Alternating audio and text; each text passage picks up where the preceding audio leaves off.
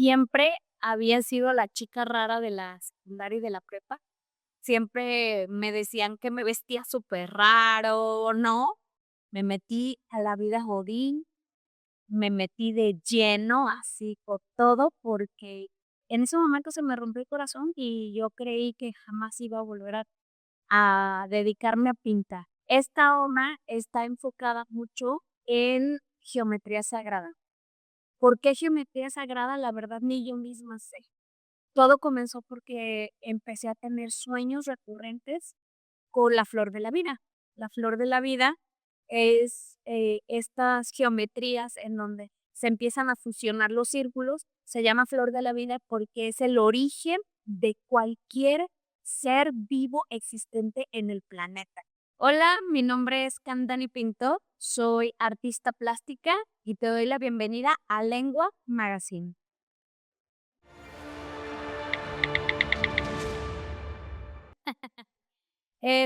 Yo soy tapatía de nacimiento, de familia también tapatía. Este, Vengo de una familia de artistas, pintores, escultores, por eso también mi apellido, ¿no? A veces se confunde la gente y piensa que mi nombre artístico es como un seudónimo, ¿no? Porque muchos artistas utilizan seudónimos para pintar, ¿no? Pero en este caso, pues, yo nací ya con el nombre, entonces soy Candani, mi nombre es de origen zapoteca, y no porque venga de algún origen indígena, que me hubiera gustado, pero, pues, no. Más bien mi mamá era súper fan de las lenguas indígenas y de ahí viene el nombre, ¿no? Se encontró un libro y estuvo investigando como a ver de qué manera podía ponerme el nombre más extraño y pues lo consiguió, ¿no? Mi nombre es Kamnani, viene de origen zapoteca y significa agua de manantial o agua que nace. Básicamente vengo de una familia de pintores, toda su vida ha sido así, ¿no? Mi abuelo era santero, mi abuelo pintaba santos y andaba por los pueblos vendiendo santos. Y tengo varios tíos que viven en Zacatecas, entre los más sobresalientes está mi tío Antonio Pintor, que él es como el el horóscopo de Guadalajara, ¿sí? Él hizo los murales en el Palacio de la Moneda, en el Palacio de Gobierno, pero en Zacatecas. Entonces, allá tengo muchos tíos y tías sobresalientes que se dedicaron mucho al arte, ¿no? Entonces, pues viene de familia y pues mi apellido Pintor de profesión y de nombre también. La verdad es que la pintura siempre me gustó, o sea, siempre ha sido algo con lo que uno nace. Creo que la pintura y todas las artes nacemos ya con esa impronta, ¿no? Entre bailar, cantar, la música, pues sí, tiene un poquito más de complejidad, pero normalmente las artes creo yo que ya es algo natural que viene en cada uno de nosotros. Ya dependiendo del trayecto de la vida, etcétera, uno va como que tomando decisiones y diciendo, bueno, creo que esta sí pudiera ser mi carrera. Tuve una educación normal, ¿no? Pintaba yo desde muy niña, pero pintaba por hobby, ¿no? O sea, siempre pinté por gusto, no como para una profesión, ni porque pensara que iba yo a terminar siendo artista, la verdad. Cuando yo decido estudiar pintura fue por pura casualidad. O sea, yo caí a la escuela de artes plásticas, yo no sabía que existía, pero cuando caigo en la escuela, porque me inscribí y entonces yo quería foto, pero en la hora de la hora ya estando ahí, como era un tronco común, yo podía elegir varias artes, ¿no? La que yo quisiera, dibujo, escultura, fotografía o pintura. En ese caso recuerdo que haber elegido pintura por recomendación de una chica que estaba ahí a un lado, ¿no? Y ella me dijo, es que si escoges la carrera de pintura, puedes ver todas las artes. Y yo dije, pues es que solo estoy aquí de momento, mientras decido qué voy a estudiar en mi vida. Y pues bueno, la primer semana de clases, por primera vez me sentí como pez en el agua, ¿no? Siempre había sido la chica rara de la secundaria y de la prepa. siempre me decían que me vestía súper raro, ¿no? O que me peinaba muy distinto porque me hacía 2 colitas y un rayo, o cosas así, ¿no? La verdad es que, pues sí, como que el artista se nota, ¿no? Como que no nos gusta ser parte del común, o eso por lo menos a mí me aburre, ¿no? Me aburre tener un solo estilo, o peinarme siempre igual. Siento como que al revés, como que algo me falta, ¿no? Entonces, pues eso ya era algo natural y algo normal en mí, ¿no? Como vestirme raro, siempre trayendo las calcetas distinto que las demás, o compraba chalecos de como 3 tallas más chiquitas que los míos. Entonces, yo traía un chalequito de la escuela así súper cortito, ¿no? En la secundaria, y mis playeras oversize. O sea, siempre como que rompiendo las reglas hasta de la escuela. Y cuando entonces entro yo a la escuela de arte, la primer semana, las personas, las pláticas, era como encontrar por primera vez mi espacio. Fue fue muy bonito darme cuenta que existía gente como yo, existía gente que pensara como yo o muy parecido, que se fijaran en las mismas cosas que yo, ¿no? Porque yo era muy observadora en algunos detalles y la gente común con la que yo conviví en la preparatoria y en la secundaria no le prestaban atención a las cosas que yo sí. Entonces yo creí siempre que yo era la vara, ¿no? Hasta que caigo ahí en en ese espacio donde todos los demás se podía platicar de manera distinta, donde hablábamos de los colores, de las formas, de los espacios, de las composiciones, y eran cosas que yo creí que solo yo veía, ¿no? Cuando termino la universidad, me voy a Italia a vivir un tiempo, y estando en Italia con esta gran ilusión de que yo quería ser una artista y de que mis ideas trascendieran, de que yo tenía la fiel convicción que soy una chica, siempre he creído que tengo una misión secreta, que es como cambiar el mundo, o de perdiz decir lo que pienso y lo que siento, y que eso va a ayudar a que el mundo sea un poco mejor de lo que es. Siempre he tenido esa espinita, no sé por qué. Entonces me voy a Italia y estoy de voluntaria en una galería, ¿no? Estábamos, recuerdo, no voy a decir el nombre, ¿verdad?, del artista, pero estábamos pegando unos stickers, porque era una instalación, y estábamos pegando en una instalación que iba a haber 1000 copos, ¿no?, con unos stickers. Y yo era la única rarita, ¿no? Era la única morena, ¿no? En el grupo de italianos. Entonces me dicen: "Pues, ¿tú qué estás haciendo?". Y le digo: "No, bueno, yo acabo de terminar la universidad, estudié arte en México y, pues, quiero saber qué se está haciendo en otra parte del mundo", ¿no? Yo estaba sentada con el manager del artista, y yo le dije: "¿Me pudieras dar un consejo, por favor, para entrar al mundo del arte? ¿Cómo le puedo hacer?". Porque ya tenía yo toda mi carrera universitaria, estuve exponiendo, en diferentes galerías, ¿no? Tuve alrededor de 20 tantas exposiciones colectivas, pero yo quería como que ya dar el paso en exposición individual. Entonces, como para tener éxito, yo quería saber qué se necesitaba, ¿no? Y entonces él me dijo: "Mira, no solo necesitas 3 cosas. Uno es un buen, relac como, puedes decir, relacionista público o alguien que te haga como las relaciones públicas. El otro era un manager, ¿no? Como un representante. Y el otro es un asesor de imagen". Me dice: "Con esas 3 cosas, puedes ser súper mala, pero con eso ya te vas a ir al éxito total". Y recuerdo como que en ese momento se me rompió el corazón, la verdad, porque yo creí que el arte no era eso. O sea, yo en la ilusión del artista, de crear, de transmitir, esta esencia de querer cambiar al mundo, pues de perder, o sea, en ese momento desapareció, ¿sí?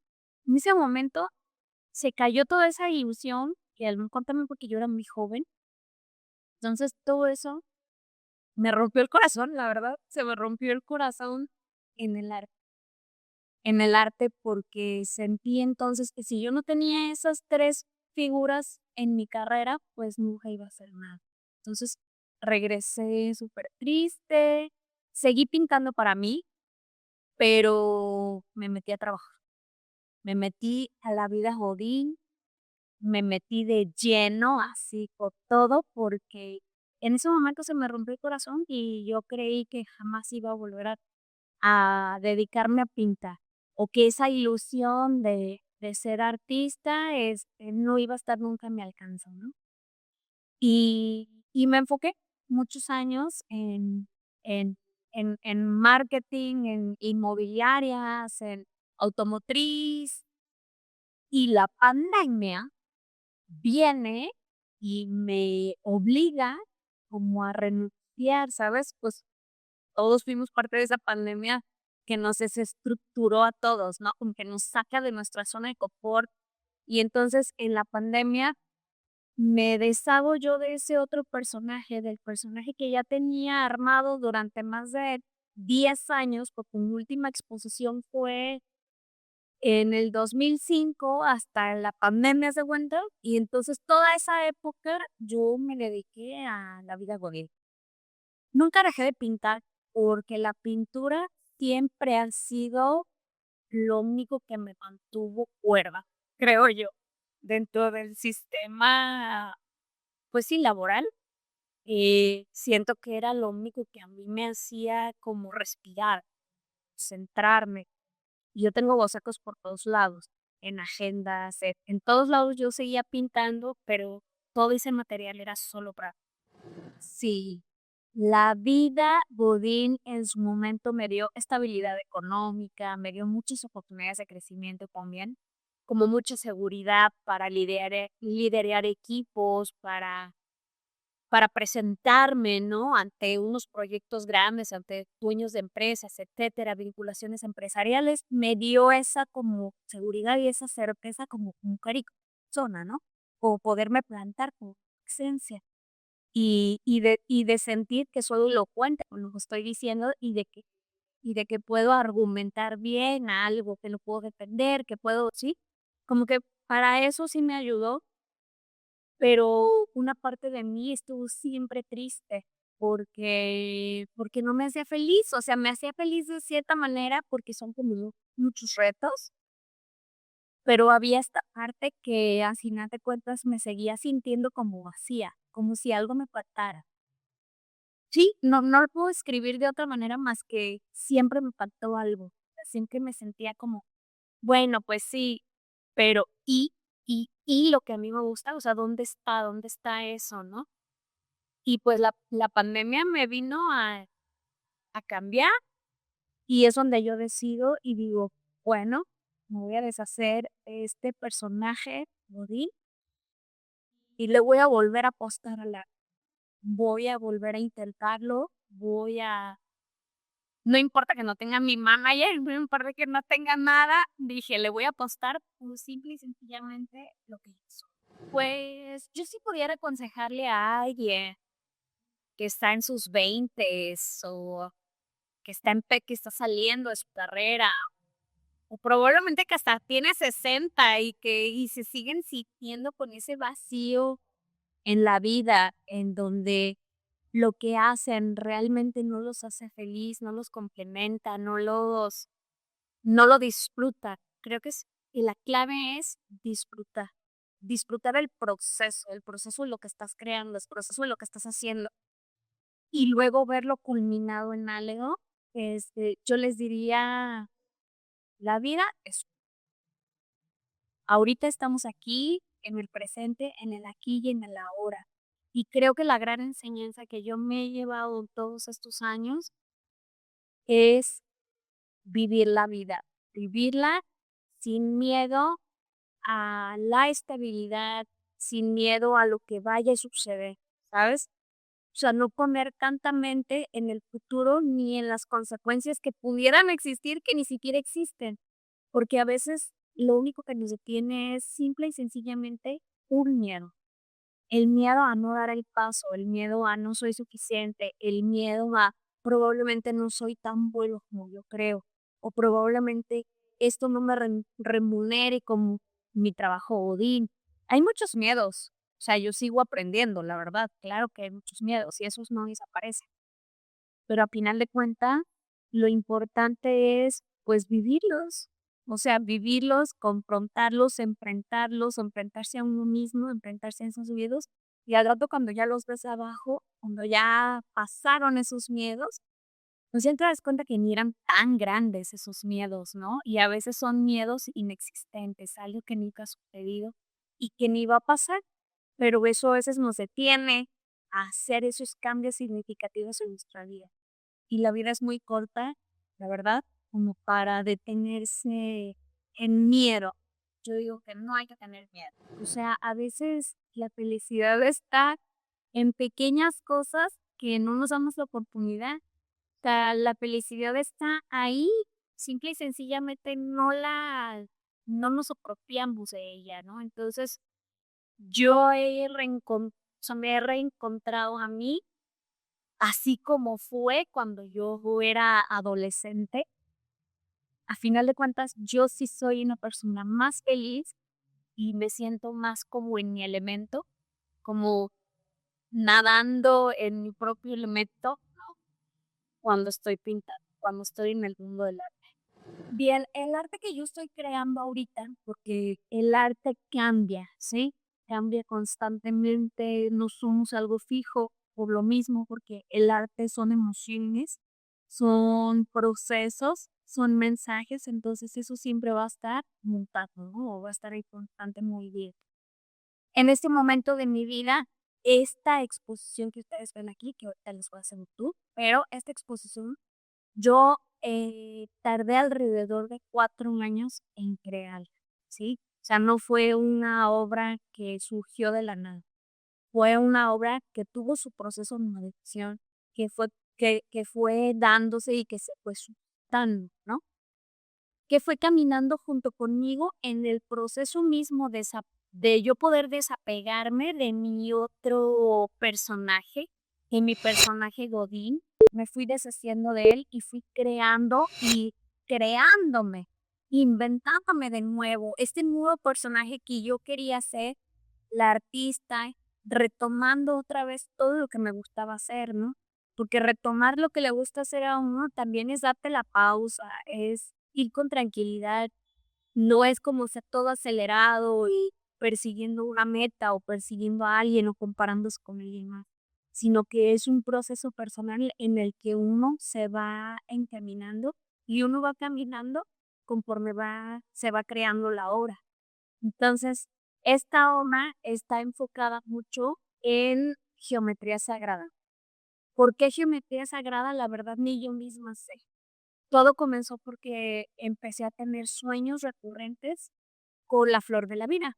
La flor de la vida es estas geometrías en donde se empiezan a fusionar los círculos. Se llama flor de la vida porque es el origen de cualquier ser vivo existente en el planeta.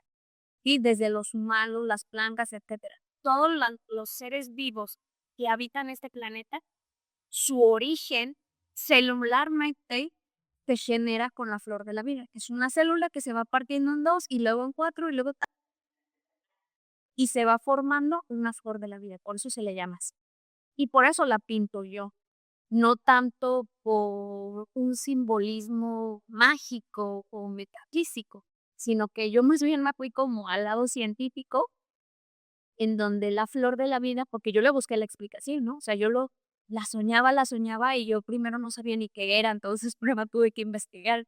Empecé a investigar y me aventé alrededor de 2 años completitos, en donde lo único que hacía era dibujar. Traía yo una libreta para todos lados, entonces yo andaba viajando y todo el tiempo dibujaba solo flor de la vida, solo flor de la vida.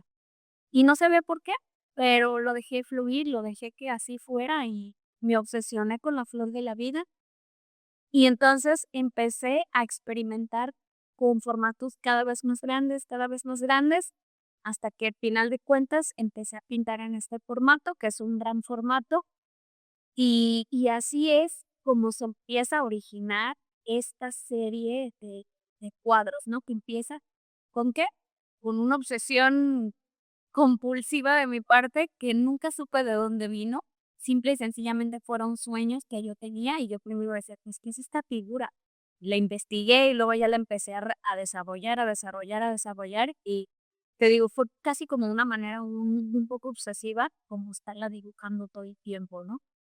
Ya después fueron mutando y se fueron como complementando las figuras básicas simétricas, triángulo, círculo, rectángulo, líneas, puntos, porque a mí casi todas las obras tienen muchos puntitos, porque ese proceso como de la creación me tranquiliza muchísimo, ¿no? Entonces, tiene un origen, empiezo yo esta creación de esta serie, porque al mismo tiempo empiezo a estar como escuchando, o sea, como que una información me lleva a otra, ¿no? Entonces, empiezo yo a investigar sobre la flor de la vida, y eso no sé por qué me termina llevando con un científico mexicano que se llamaba Jacobo Green.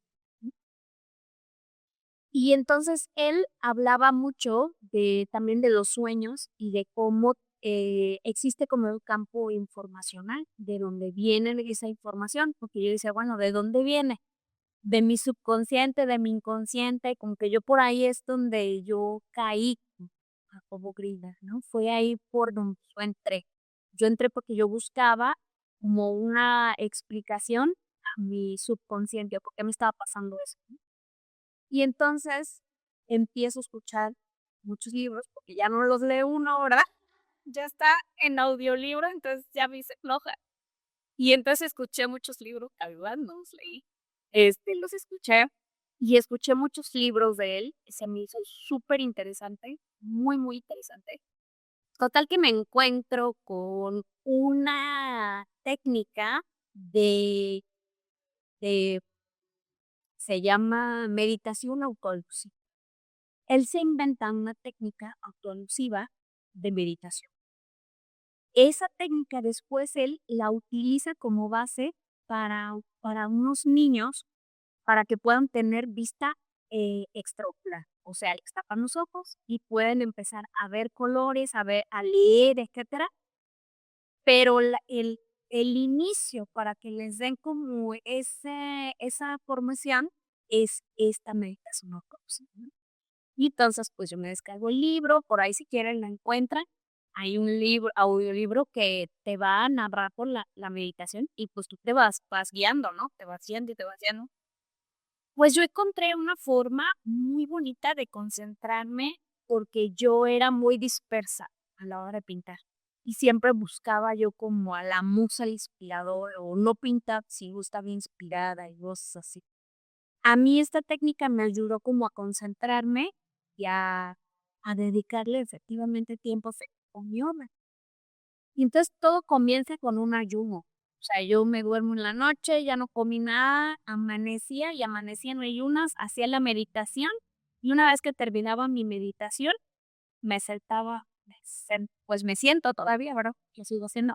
Me siento enfrente del bastidor en blanco sin bocetos previos, sin conceptualización previa de la obra, sin bocetos, sin nada, pero estoy como en un momento de concentración como muy profundo y ahí es donde empiezo como a pintar, a meterle color. Los mismos colores te van diciendo dónde quieres ponerse, se mezclan solitos, como que yo me siento muy espectadora del proceso mismo de la obra, por eso esta serie se llama así. Se llama Manifestando la creación en conciencia, porque es una manifestación de una creación, pero consciente de que lo estás haciendo, ¿no? Entonces, pues bueno, de ahí viene toda esta obra y y la misma obra va tomando su forma sola. Al momento que ya termino yo la obra y me alejo del cuadro, y es donde ya digo, esta obra se llama agua, se llama perdón, no se llama amor, se llama de cierto modo. El arte siempre me hizo conectar conmigo misma, con mi forma de ser, con lo que me gusta, con lo que me nace, con los colores que me siento cómoda, con las composiciones que me gustan. y esta es la única manera en que yo encontré en que realmente podía ser 100% yo, es fuera rara, sencilla, simple o lo que sea que cada persona como espectadora pueda pensar de mí. A final de cuentas, este, toda esta plática que les dije, a final de cuentas, a mí el arte me hizo reencontrarme conmigo misma, ¿sí? Y ser, dejar ser eso que estaba ahí, que yo misma no le permitía ser, ¿no? Por miedos, por el que dirán, por lo que sea, ¿no? Pero ahora por primera vez en mi vida, ¿no?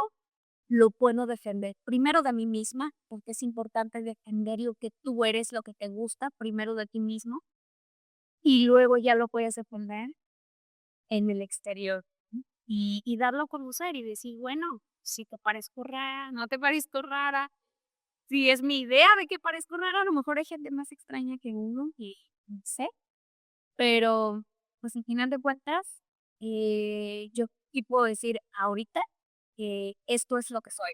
Al final de cuentas, mi arte yo lo puedo conceptualizar como un arte honesto. El mensaje es sincero, ¿sí? El mensaje no es para querer vender o querer vender una idea o un estatus, porque nunca fue, nunca ha sido mi intención. Mi intención desde que yo era chica y cuando a mí se me rompió el corazón por primera vez, era porque realmente mi arte es para plantar una semilla en cada una de las personas, en cada espectador, y que pueda ver esta información codificada, ¿no? Que todos tenemos acceso a esta información universal que algunos lo materializamos en pinturas, otros lo materializan en música, otros lo materializan en coreografías, ¿no? Final de cuentas, todo es una información universal y todo nos compete a todos. A final de cuentas, todos formamos parte de una realidad. Y esta realidad se conforma con todas las creencias de todos. Por eso es que yo estoy aportando un granito de arena desde mi visualización de la realidad para que mi perspectiva de la realidad llegue a alguien más y pueda resonar en alguien más. Y eso nos ayude a que seamos más los que tenemos mensajes de amor, de paz, de equilibrio, porque mientras más seamos las personas que creemos que existe el amor, personas que creemos que existen las amistades, personas que creemos, entonces lo vamos haciendo y lo vamos manifestando en una realidad. Y eso se convierte después en nuestra propia realidad. Que como dije al principio, yo me desestructuré, o sea, yo cambié de personaje. Yo era un godín, ahora soy un artista y entonces mi obra invita a eso. Mi obra te invita a que te descontextualices. Tú puedes reinventarte las veces que queramos. Esas creencias de que no, es que yo soy así, eso no es cierto. Nos podemos desestructurar las veces que queramos. Somos como plastilina. Nos podemos volver a moldear, nos podemos hacer más flaquitos, nos podemos hacer más gordos. Así como físicamente podemos cambiar, también podemos cambiar nuestra forma de pensar, nuestras proyecciones, nuestra forma de convivir con los demás, nuestra forma de convivir con nosotros mismos. Entonces, a eso invita mi arte. Mi arte invita a que sí es posible, a que sí es posible y cada obra te transmite ese mensaje de que tú puedes ser tu mejor versión, siempre.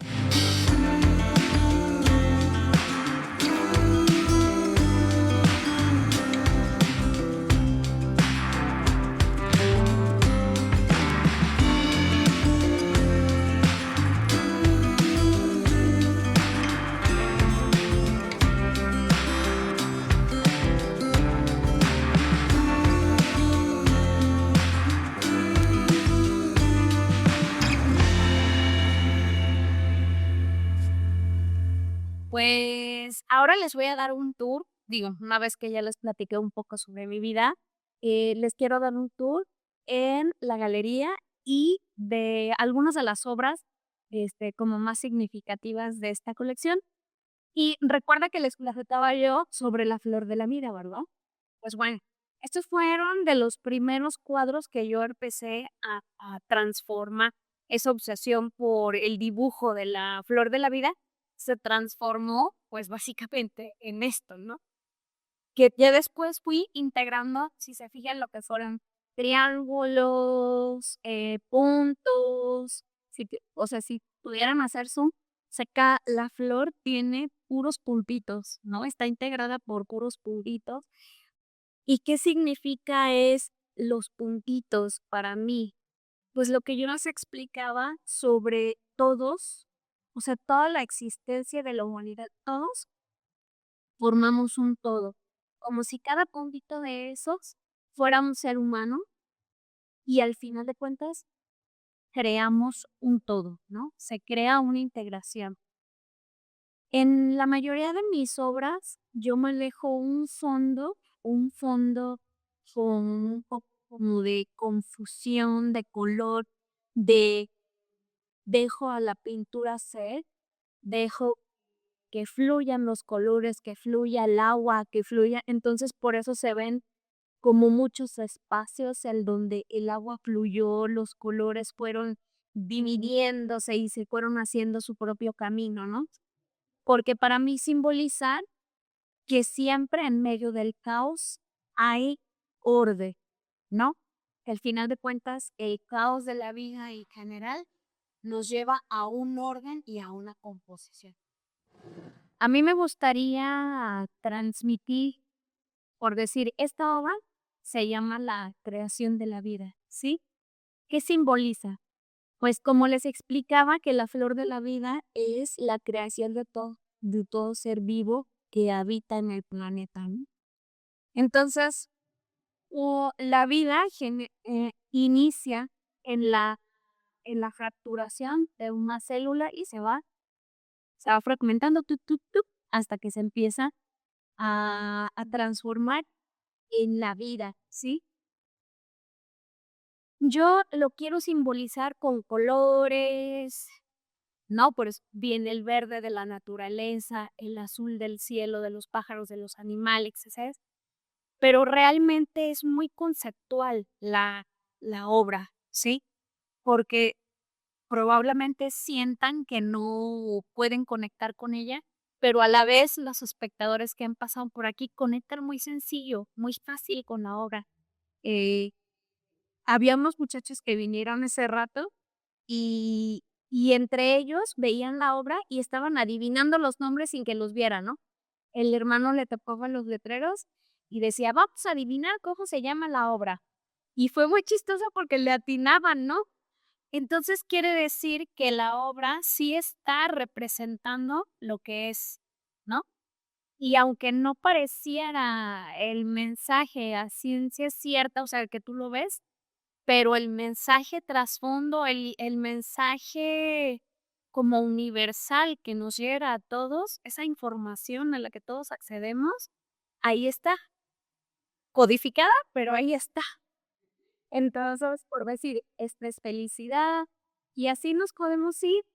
A mí esta que tengo acá es de mis favoritas. Bueno, pues casi todos son mis favoritos, ¿no? Pero por decir, esta viene de un caos, si te fijas, viene de un caos en la parte de atrás, porque como yo utilizo acrílico, el acrílico, vas como que poniendo capas, ¿no? Entonces, el caos de la ciudad, el caos del día a día, ¿sí sabes? Porque si te fijas en el fondo, para mí simbolizar eso, es un caos de colores, un caos de composición, los colores para acá, colores para allá. Pero a final de cuentas, si te fijas, está todo como en un círculo que lo va envolviendo aquí, que está al fondo, que eso lo integra, que es como una integración de una persona, de un ser, pero luego dentro del caos viene el orden, ¿no? Como si tú te centras, si te logras integrar en tu persona, viene un orden viene un orden simétrico que si lo ves desde fuera pareciera que no tiene sentido, pero a final de cuentas todo tiene una composición, tiene un equilibrio visual que eso simboliza, es abundancia. Entonces, como siempre del caos puedes encontrar la abundancia. Abundancia en la persona, en tu ser, en todo lo que estás haciendo, ¿no? Yo creo que mi arte es muy sencillo, o sea, no es complicado en técnica, no es nada complicado, es muy sencillo. El proceso también de la obra es muy sencilla, la verdad es que yo dejo mucho fluir el pincel, ¿sí?